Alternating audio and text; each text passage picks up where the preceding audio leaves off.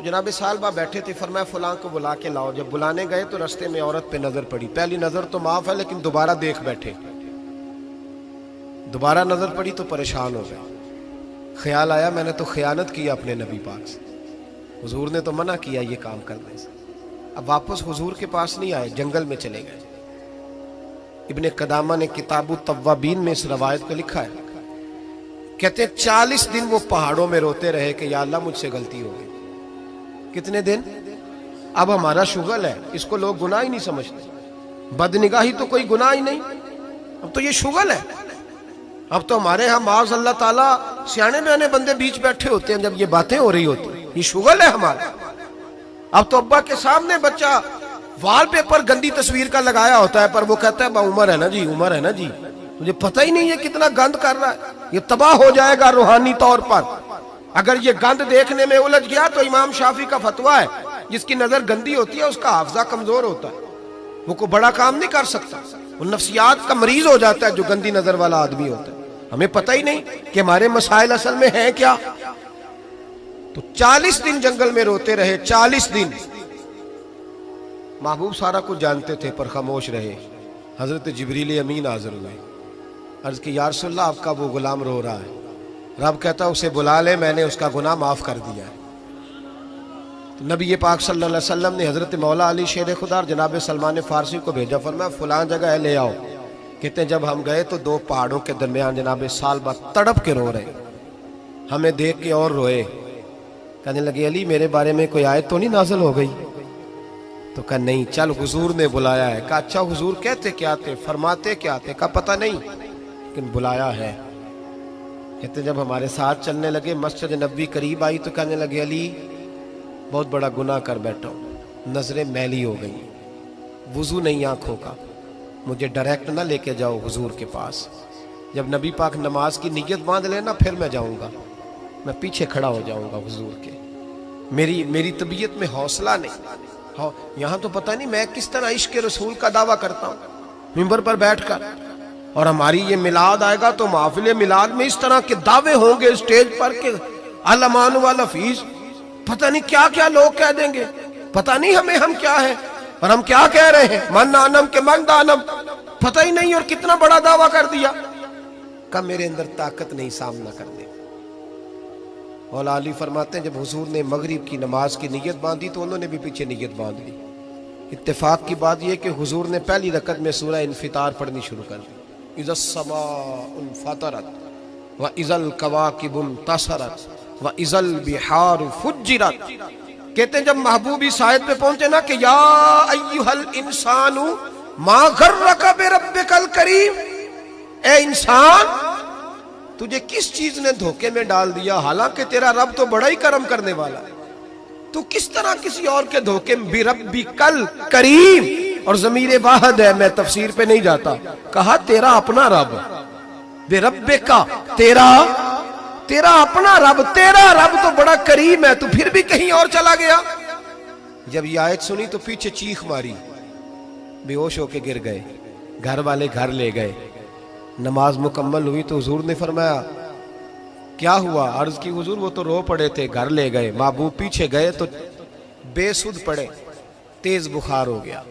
نبی کریم سرہانے بیٹھے اور ان کی گردن کو اٹھا کر سر کو گود میں رکھا، اور جب بالوں میں دستے مبارک پھیرا تو آنکھیں کھول دی اور جھٹ سے اپنا سر زمین پہ رکھ کے کہنے لگے حضور میں اس قابل نہیں کہ آپ کی گود میں میرا سارا ہے، اس قابل نہیں، بڑا مجرم.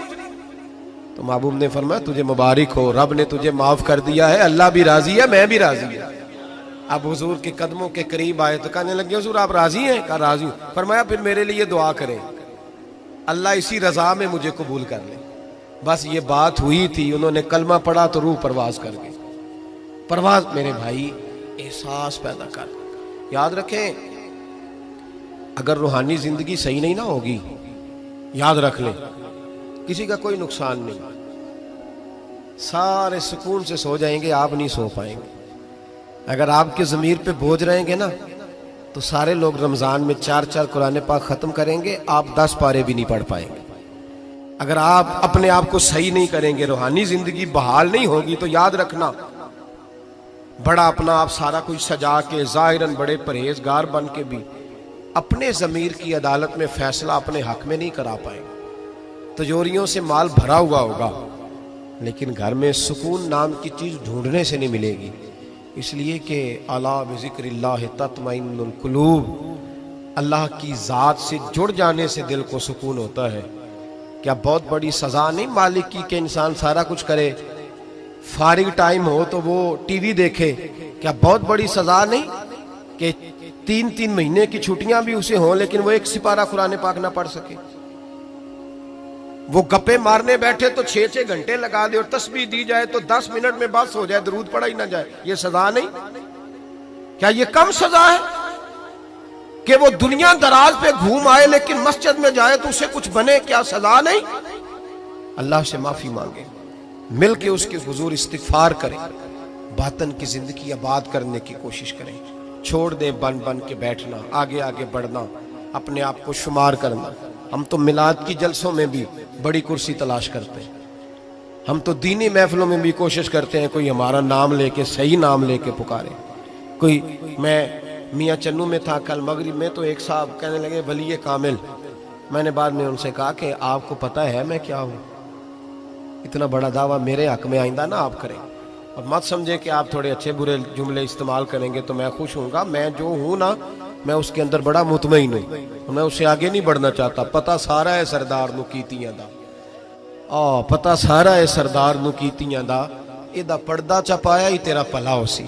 وہ بو علی سینہ سے سنیں جی، سنیں، بو علی سینہ سے کسی نے کہا تھا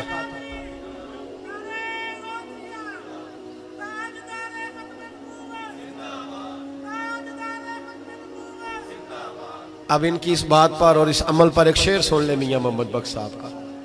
میاں صاحب کہا کرتے تھے جتن جتن ہر کوئی کھیڑے تو ہارن کھیڑ فقیرہ۔ جتن جتن یہ تو ساری دنیا کرتی ہے نا کہ میں جیتنے جا رہا ہوں، کہتے ہیں جتن جتن ہر کوئی کھیڑے، جتن جتن ہر کوئی کھیڑے تو ہارن کھیڑ فقیرہ۔ جتن دا مل کوڈی پہندہ ہی ہارن دا مل ہیرا، جتن دا مل کوڈی۔ بو علی سینہ سے کسی نے کہا کہ کیا محسوس کرتے ہو آج کل کچھ حالات بہتر ہے؟ تو بو علی سینہ چونکہ حضرت ابو الحسن خرقانی کے مرید تھے، ہاں سائنسدان ہونے کے ساتھ ساتھ صوفی تھے، درویش تھے، تو بو علی سینہ کہنے لگے کیا کہتے ہو، حالات کس طرح کے؟ کہنے لگے مجھے اپنے گناہوں کا پتہ ہے، اتنے بڑے گناہوں کے باوجود میری پردہ دھری نہیں ہو رہی، یہ تھوڑا انعام ہے اللہ تعالیٰ کا، اور اسی زمین پر اس کی نافرمانی کرتا ہوں، اس نے رہنے کے لیے جگہ دی ہوئی ہے، تھوڑا احسان ہے اس کا۔ میں صبح سے شام تک کتنی نافرمانیاں کرتا ہوں پھر بھی پیٹ بھر کے روٹی دیتا ہے، یہ تھوڑا احسان ہے۔ تو کہہ رہا ہے آگے بڑھا ہے کہ نہیں؟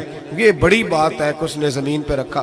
اعلیٰ حضرت فاضل بریلوی کے والد مولانا نقی علی خان صاحب رحمت اللہ تعالی علیہ، امام المتکلمین، ان کے حالات میں لکھا ہے ایک آدمی کو آپ نے نا جگہ دی، کو 10 مرلے آپ کا پلاٹ تھا یا 5 مرلے کا، اس نے کہا حضور کچھ دنوں کے لیے چاہیے، تو آپ نے وہ جگہ ان کو دے دی، جیسے محلے دار دوست کو شادی بھی ہے، تو 10-15 دن کے بعد چابی مانگی، انہوں نے دے دی، تو کچھ درخت انہوں نے کاٹ لیے، کچھ اپنی مرضی کی ترمیم کر لی۔ تو مولانا نقی علی خان صاحب رحمت اللہ علیہ ناراض ہو گئے، فرمانے لگے میری زمین تھی، مجھ سے پوچھ تو لیتے کوئی تبدیلی کرنی، تم پتہ نہیں میری مرضی کے خلاف تم نے میرے پلاٹ پر یہ کیوں تبدیلی کی؟ یہ اس آدمی کو کہہ کے نا تو 2 منٹ گزرے تو چیخ مار کے رو پڑے۔ کہنے لگا حضور کیا ہوا؟ فرمانے لگے سوچتا ہوں میری 10 مرلے کی زمین پر میں نے تمہیں اپنی مرضی نہیں کرنے دی، اور میں روز اللہ کی زمین پر اپنی مرضی کرتا ہوں، روز رب کی۔ یہ خیال آ گیا، فرمانے لگے جاؤ بھائی جاؤ، مجھ سے غلطی ہو گئی، جاؤ۔ یہ سوچ جب پیدا ہوتی ہے پھر بندہ روز نکھرتا ہے، پھر روز وہ غسل کرتا ہے باطن کا، پھر روز ہر جگہ سے اسے نیا سے نیا سبق ملتا ہے۔ بڑا بندہ وہ نہیں ہوتا جو 20-30 کاریں لے کے چلتا ہے، بڑا وہ ہوتا ہے جو کسی اور کو بڑا سمجھتا ہے، جو اپنے آپ کو چھوٹا سمجھتا ہے۔ میرے نبی پاک فرماتے ہیں اللہ اسے بڑائیاں عطا فرما دیتے۔ ترمذی میں حدیث ہے۔ آج کا سبق، آج کا پیغام یہ ہے کہ تزکیے کی کوشش کریں۔ وَإِنَّكَ لَعَلَىٰ خُلُقٍ عَظِيمٍ، خلق عظیم جو اللہ نے ہمارے نبی کو دیے اور حضور نے ہمیں عطا فرمائے، محبوب کے صدقے اس طرف جائیں۔ کردار میں اعلیٰ پن پیدا کر، الذی خلق الموت والحیات لیبلوکم ایکم احسن عملا۔ اللہ فرماتے ہیں کہ میں نے موت اور حیات اس لیے پیدا کی ہے کہ تمہارے عمل کی کوالٹی چیک کی جائے۔ انڈسٹری میں جب مال بنتا ہے نا تو اس کی کوالٹی چیک کی جاتی ہے، یہ عام ہے، یہ خام ہے، یہ وی آئی پی ہے، یہ وی آئی پی ہے۔ فرمایا الذی خلق الموت والحیات لیبلوکم ایکم احسن عملا، موت اور حیات کوالٹی دیکھنے کے لیے پیدا کی ہے کہ تم میں احسن عمل کون کرتا ہے، اچھا عمل دیکھیں کس کا ہے۔ باقی اپنے آپ کو بنانے سنوارنے سے تھوڑا تھوڑا بچیں، ایک قدم تھوڑا پیچھے ہٹیں اپنی ذات کے لیے، تو انشاءاللہ روحانیت کے لیے 11 قدم آپ کے آگے جائیں گے۔ دعا کرتا ہوں جو کچھ میں نے کہا اللہ اسے قبول فرمائے، اور جہاں ہم بھول گئے مالک ہم سے درگزر فرمائے، آمین۔ ہمیشہ مدحت خیر الانام میں گزرے، دعا ہے یہ عمر درود و سلام میں گزرے۔ آخر دعا کریں اللہم صلی علی محمد معدن الجود والکرم وآلہ وبارک وسلم۔ اللہ کریم ہماری اس حاضری کو قبول فرما، ہمارے گناہوں کو معاف فرما، ہماری غلطیوں سے درگزر فرما، جو ہم کہتے ہیں، سنتے ہیں، سمجھتے ہیں، جانتے ہیں، اس پر ہمیں عمل کی بھی توفیق عطا فرما۔ اللہ نیکی کے رستوں پہ چلنا ہمارے لیے آسان بنا دے، گناہ اور بدی سے قلبی نفرت عطا فرما دے، مسجد کا پیار عطا فرما، قرآن پاک کی محبت عطا فرما، درود و سلام کے ذائقے عطا فرما، اپنے محبوب علیہ السلام کے دروازے کی سچی گدائی عطا فرما، ہماری اولادوں کو بھی نیک فرما، اللہ انہیں اپنا قرب عطا فرما، اپنے محبوب کی گدائی عطا فرما۔ ہمارے حاجی عمران صاحب نے، کاشف صاحب نے، جن دوستوں نے یہ خوبصورت اہتمام کیا، انہیں دارین کی برکتیں عطا فرما، دین دنیا کی نعمتیں عطا فرما۔ اللہ ہماری زندگی تیزی سے گزر رہی ہے، ہم سے کوئی دین کی خدمت لے لے، اللہ ہمیں اپنے محبوب کی غلامی کے لیے، دین کی نوکری کے لیے قبول فرما، اخلاص عطا فرما، درد عطا فرما۔ ان کے والدین کے لیے دعا ہے ان کی کامل بخشش فرما، ان پہ رحمتیں فرما، آخرت کی عزتوں سعادتوں سے انہیں بہرہور فرما۔ دور دراز سے بچے بوڑھے احباب تشریف لائے ہیں، اللہ سب کا آنا قبول فرما، اللہ سب کے حال پہ کرم فرما۔ تیرے بندے ہیں مالک، ہماری بڑی بڑی پریشانیاں ہیں، مجبوریاں ہیں، گھروں کے بڑے مسائل، بیٹیوں والے بڑے پریشان ہیں، رزق کے معاملے میں بڑے لوگ پریشان ہیں۔ اللہ ہمیں دنیا داروں کی محتاجی سے بچا، اپنی بارگاہ ناز کی محتاجی عطا فرما۔ اے اللہ ہماری پردہ پوشی فرما، ہماری پردہ داری فرما۔ اللہ دین دنیا کے سارے معاملات میں ہماری رہنمائی فرما، حق ہم پہ واضح فرما۔ اے اللہ ہمیں غلط فیصلوں سے محفوظ فرما، عالم اسلام کے حق میں رحمت والے فیصلے فرما۔ عرصہ بیت گیا، برما کے مجبور مسلمان خیموں میں رہتے، اللہ ان کی غائبانہ امداد فرما۔